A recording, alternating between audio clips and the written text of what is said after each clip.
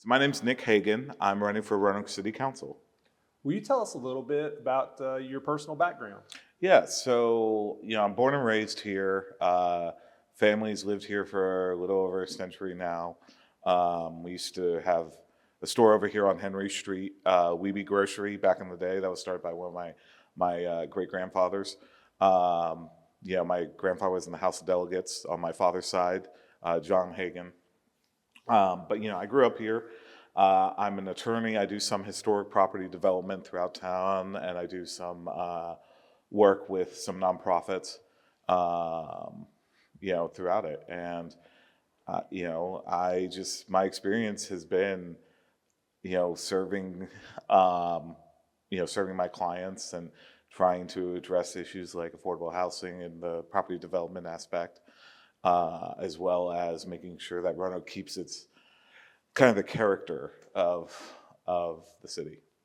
Why do you want to serve on Roanoke City Council? It's because it's been kind to me and the city itself has in some ways been kind. Like I said, my grandfather was in the House of Delegates and everything like that. And, I've chosen to come back here after law school and undergrad. I think that Roanoke seems to be hurt, like a little bit of hurting, like in the sense of, we have a high crime rate. It seems like council isn't listening to a lot of people. You have issues with obviously affordable housing, and the attempts to fix that per council have not been good. I'm thinking about the mass rezoning, and basically I want to try and bring kind of a new perspective to council that we haven't gotten in well over 20 years. Let's go a little deeper there. Yeah. What are your priorities? If you're elected, what would be one of the first things that you would want to push the council to undertake? I want to make sure that we can push back against this rezoning and get that rectified. That's kind of number one. I want to make sure that we can help protect Evan Spring over here. I want to make sure that we try and get crime rates down. We need to bring in new businesses and hopefully address our high tax burden. One of the main priorities, maybe the biggest job that City Council has to face every year, is what is now a roughly $380 million budget. What would you like to see happen within that budget over the next 4 years if you're elected? Yeah, so we need to take a look at what services we're paying for, right? Where we can make some efficiencies and be a little bit more efficient with the tax dollars money. The reality is that a lot of people are hurting in Roanoke.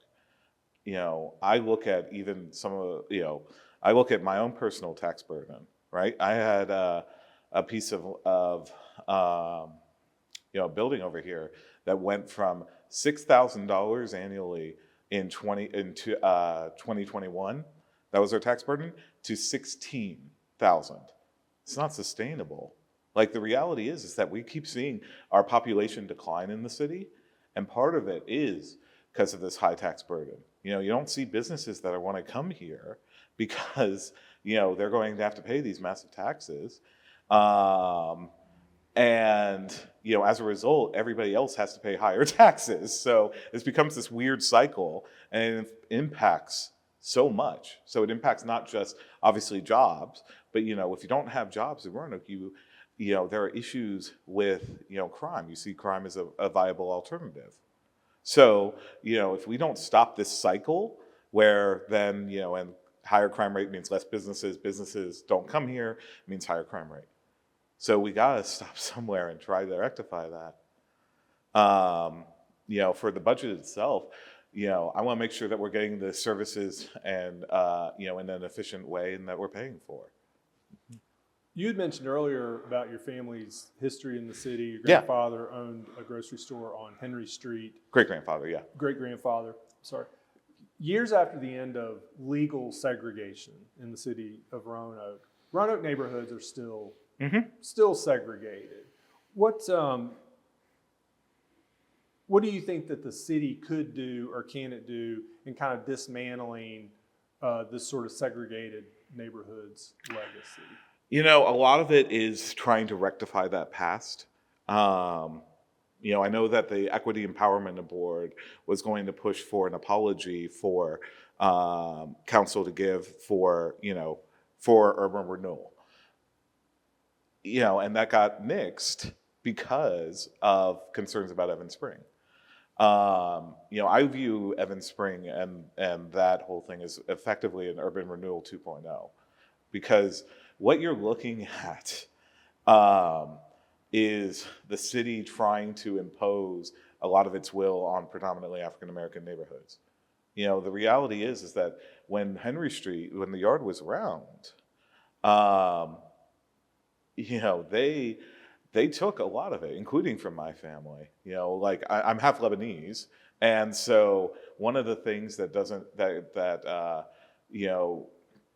gets talked about is the fact that, like, even today there are places on Indeeds where we were all classified as Syrian, because the history of race in this country is not great, and that's probably an understatement of the century. But like there's still deeds on the books where Syrians can't own land. So it's always telling to see like where people thought that I would be able to even purchase property.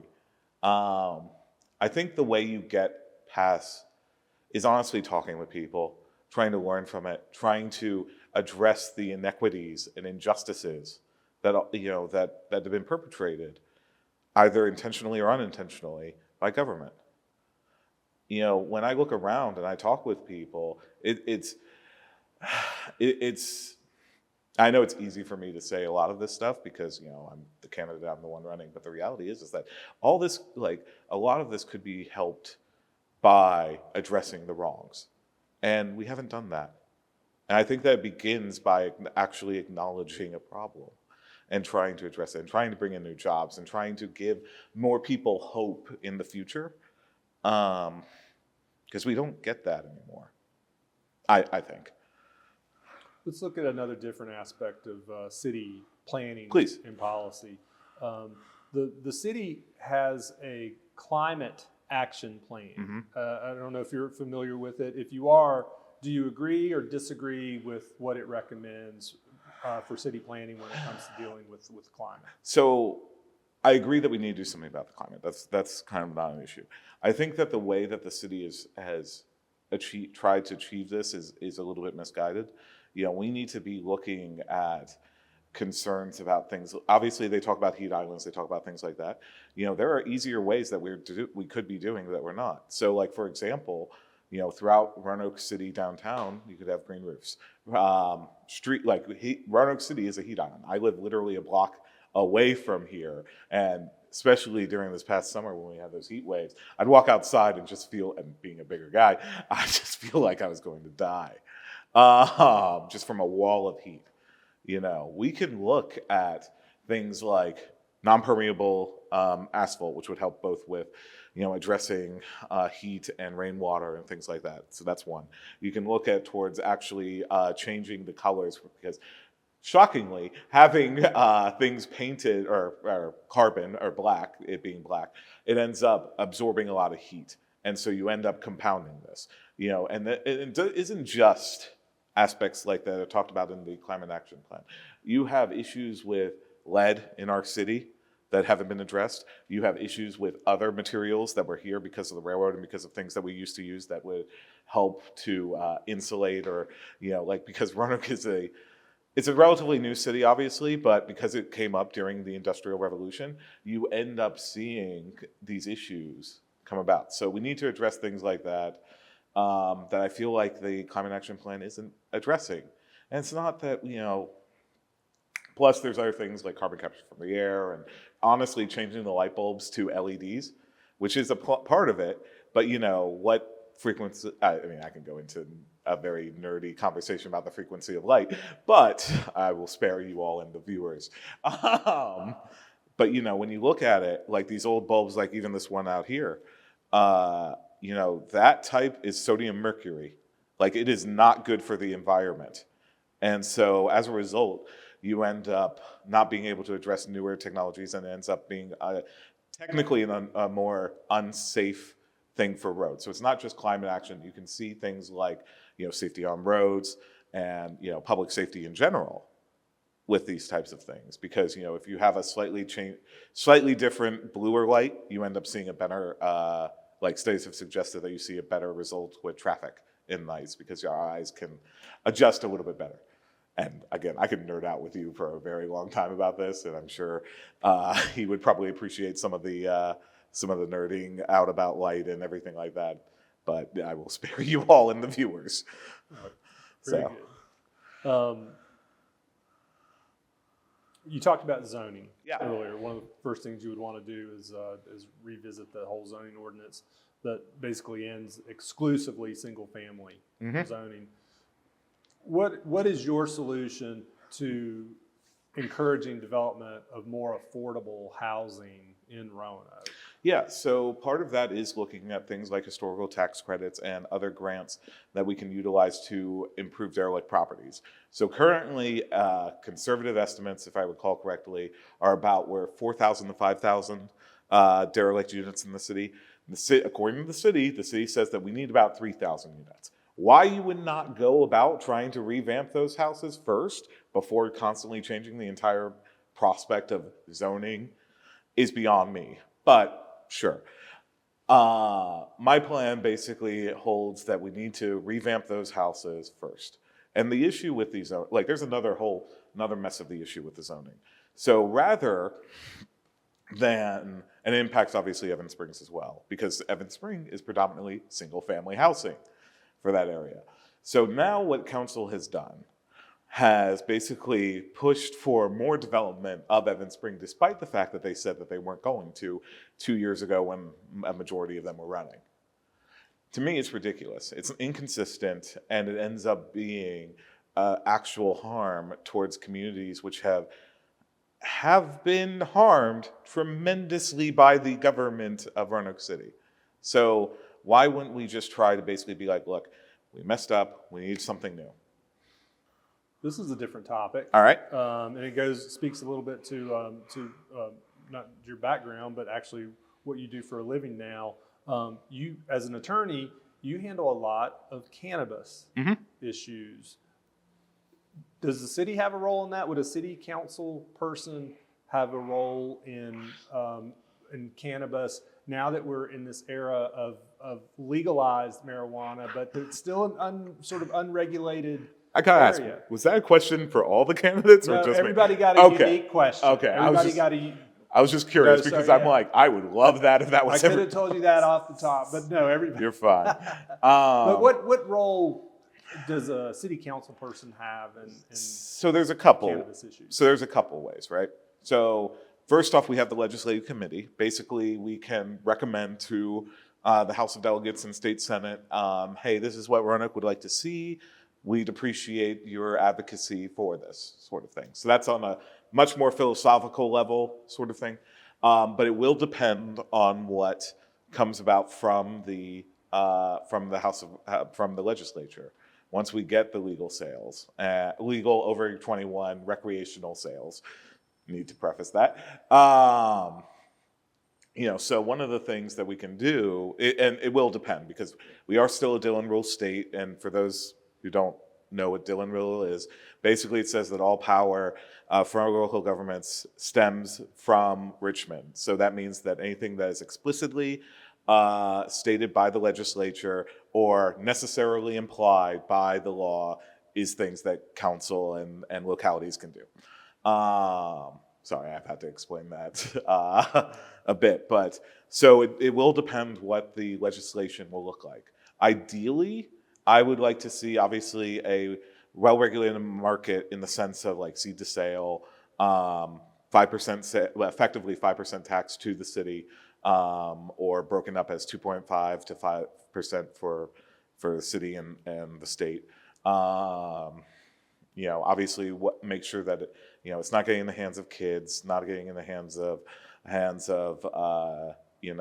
anybody who would be harmed by it. Make sure everything's well labeled, all that things, right? Because ultimately, when we talk about cannabis policy, you want to make sure that there's, because it's been effectively prohibited for over a century now. You are always concerned about somebody having issues, and you don't want that.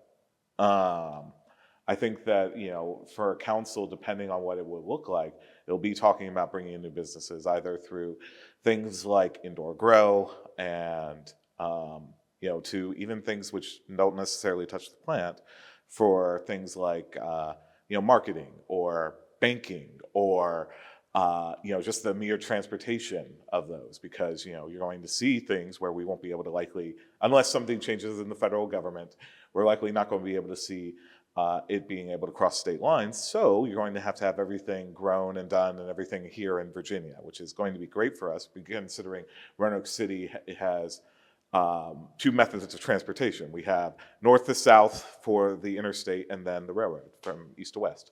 So we could be an actual hub for it. So that's kind of one of the reasons why I think about it. But I think that, it's going to take a lot of work on the legislature's part, and we got some work to do. So Let's switch gears a little bit. please. You're going out for a night on the town in Roanoke. Yeah. And you're going out to eat. What restaurant do you go to? Ooh, that's a tough question because there's so many. I went for my birthday up to Six and Sky over here. It was the first time I had been. It was delicious. Highly recommend. To places. Also, Sticks and Spoons, man. They just opened up their late night menu, and it's open till 10. Like, I'm getting older. Like, I could not go out drinking as much as I once was able to. But they just opened up their late night menu, and they're delicious. And I'm a huge fan of ramen. Like, absolutely. Let's see. What else is late? If you ever feel like the end of the night, like, Texas Tavern, I think that kind of has to be on everybody's list, right? I think that's more than one. Yeah, there you go. I got again. Look, I like food. If it has not been apparent, I think that there's we have so many great restaurants in the city. Like I apologize to the owners. I cannot do it justice. Bobby's Hot and Cheesy is definitely one of my go-to spots for lunch and stuff like that. But there are so many, and I try and visit all of them. Try and make it to a lot of them. But it's hard to pick just one, to be honest with you. So here's the last question. Wow, that's quick. Any books on your nightstand these days? What are you reading? So we got Marcus Aurelius' Meditations. I always think that it's always good to try and learn from the classics. Let's see. I mentioned this 2 years ago. I read the Bible every year to help my faith and everything like that. What else is there? And no, I think it's just those two. I've severely cut back to kind of focus on running because I think that I'm trying to serve 100,000 people, effectively 100,000 people. And I'm trying to dedicate a lot of my time and energy, and even literally standing out during a hurricane at early voting, which was. I do not recommend people doing that ever. Please stay safe. But yeah, no, it's a lot of time, and just happy to do it because, I'm hoping to see Roanoke grow. Nick Hagen, candidate for Roanoke City Council. Yes, sir. Thank you for talking to us today. Thank you. I appreciate it.